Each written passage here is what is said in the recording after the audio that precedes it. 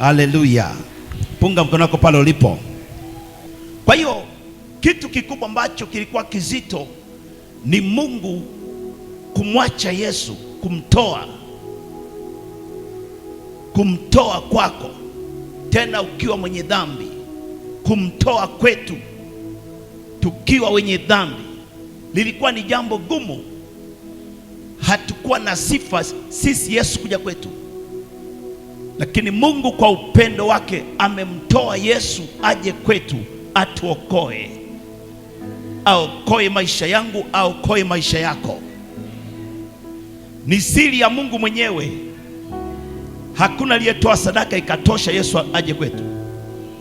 Ni Mungu, moyo wa ukarimu, moyo wa upendo, wa kumpenda mwanadamu ambaye ni wewe na mimi.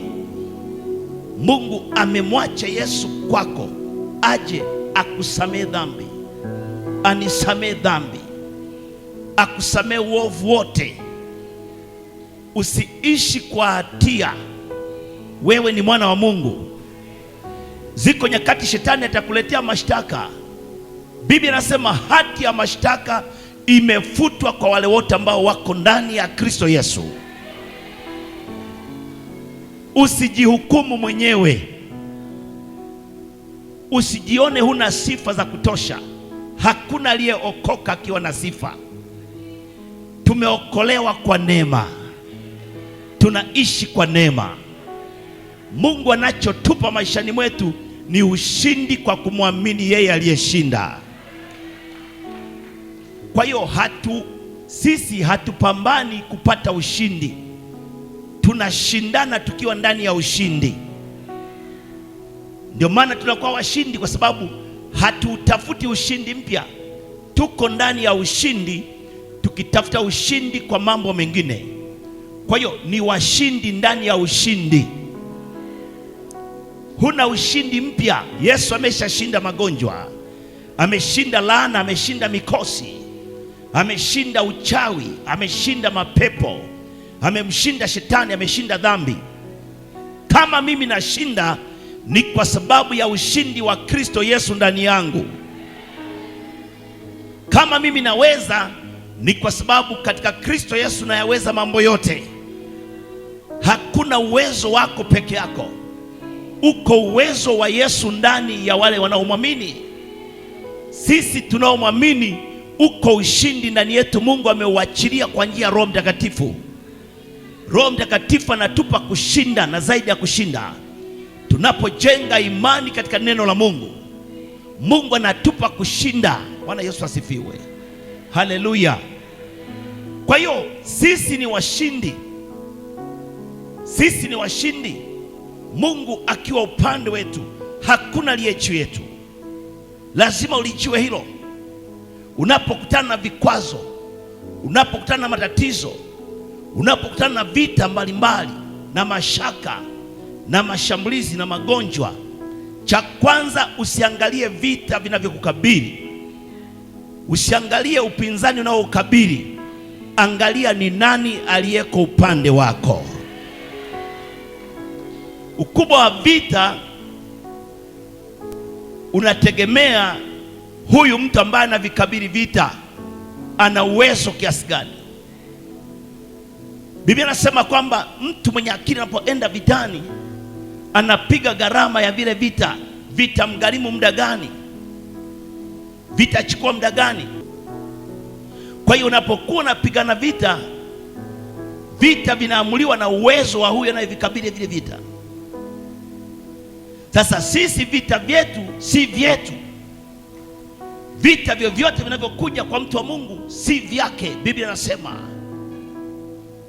kwa sababu maisha yetu sisi yamekwisha kuchukuliwa na Yesu, na Mungu ametuhakikishia kabisa vita vinavyokuja kwetu ni vita vyake.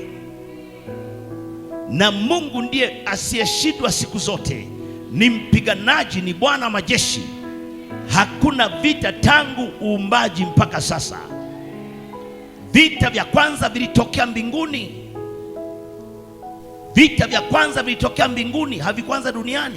Shetani alipokuwa ameasi na malaika theluthi moja aliinua vita mbinguni. Maandiko yanasema Mungu akamteua Mikaeli kwa sababu Lusifa ndio alikuwa mkuu wa majeshi, alikuwa mkuu wa malaika. Sasa ameasi, amechukua theluthi moja. Tunaposema theluthi, kama ni 30, basi shetani alichukua 10.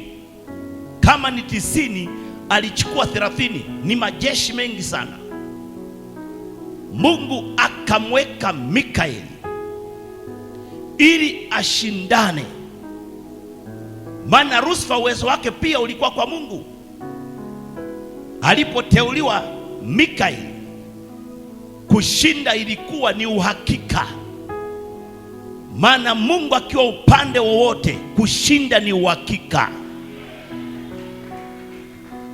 Kokote Mungu alikosimama, huko ndiko uliko ushindi. Mungu akiwa upande wowote ule, ndio upande wa kwenda, kwa sababu kushinda upande ule ni uhakika. Ushindi wa Mungu sio wa kubahatisha. Kama naongea na wewe, ushindi wa Mungu sio wa kubahatisha. Sasa sisi, Mungu yuko upande wetu.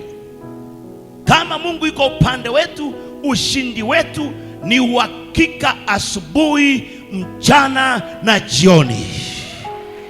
Ni uhakika wakati wa usiku. Ni uhakika ushindi wako kazini kwako. Ni uhakika ushindi wako kwenye shughuli zako, kwenye familia yako, kwenye ndoa yako. Ni uhakika kazini kwako. Ni uhakika. Wanaweza kufanya chochote lakini hawatafaulu. Yuko baba mmoja ambaye alikuwa Mungu amemuinua cheo ofisini, alafu kuna watu ambao hawakufurahishwa na ile nafasi yake, wakapanga vitu vya ajabu, wakamwendea kwa waganga wa kienyeji. Maana wapo na utuendea kwa waganga wa kienyeji, sio mmoja, wapo wengi tu, huwaoni. Mungu hayafunui mambo yote. Wakamwendea kwa waganga wa kienyeji ili wakisha kufanya mambo yao pale waweze kumuua. Wakatumia kiti anachokaa usiku, wakaenda ofisini, wakatafuta funguo, wakafanya walivyofanya pale kwenye kiti chake huyu mtu wa Mungu ambaye anafanya kazi kwenye ofisi ile. Lakini yeye hakujua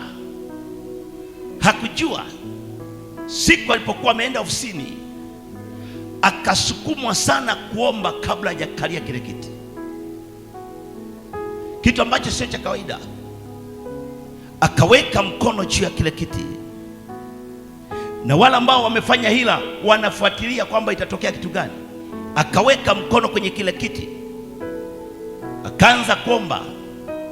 Alipokuwa naomba, kumbe ile nguvu imehama kwenye kiti, na nguvu ikihama, ile ambayo ndio ielekezwa kwa mtu wa Mungu, lazima irudi kwa aliyeituma.